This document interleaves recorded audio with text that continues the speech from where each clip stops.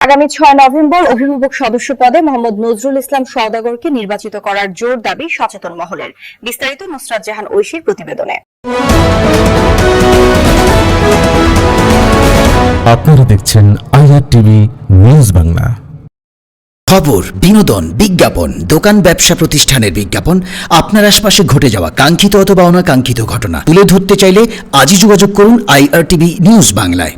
শিক্ষাই জাতির মেরুদণ্ড এই স্লোগানকে সামনে রেখে আসছে আগামী 6 নভেম্বর 2025 ভোগই আদর্শ উচ্চ বিদ্যালয়ের ম্যানেজিং কমিটির নির্বাচনে অভিভাবক সদস্য পদে প্রতিদ্বন্দ্বিতা করছেন এলাকার বিশিষ্ট ব্যবসায়ী, সমাজসেবক, শিক্ষা অনুরাগী, মানবতার ফেরিওয়ালা মোহাম্মদ নজরুল ইসলাম সওদাগর, যিনি ভোগই বটতলা দীর্ঘ 20 বছর যাবৎ ধরে সুনামের সহিত ব্যবসা করে আসছেন।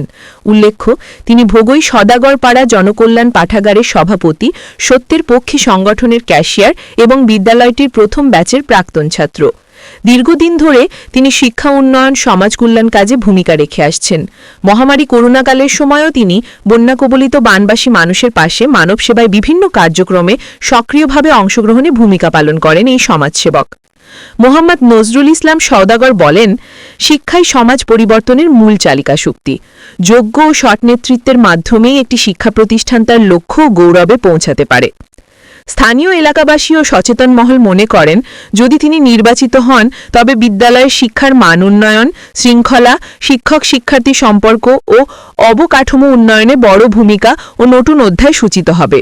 তাই আসছে 6 নভেম্বর 2025 ভোগই আদর্শ উচ্চ বিদ্যালয়ের ম্যানেজিং কমিটি নির্বাচনে অভিভাবক প্রার্থী হিসেবে মোহাম্মদ নজরুল ইসলাম সওদাগরকে আপনার মূল্যবান ভোট দিয়ে নির্বাচিত করে সমাজের উন্নয়নমূলক কাজে ও শিক্ষাক্ষেত্রে বড় ভূমিকা রাখার আহ্বান জানিয়েছেন সাধারণ মানুষ। Nusrat Jahan Oishi, IR TV news Bangla, Manoharganj.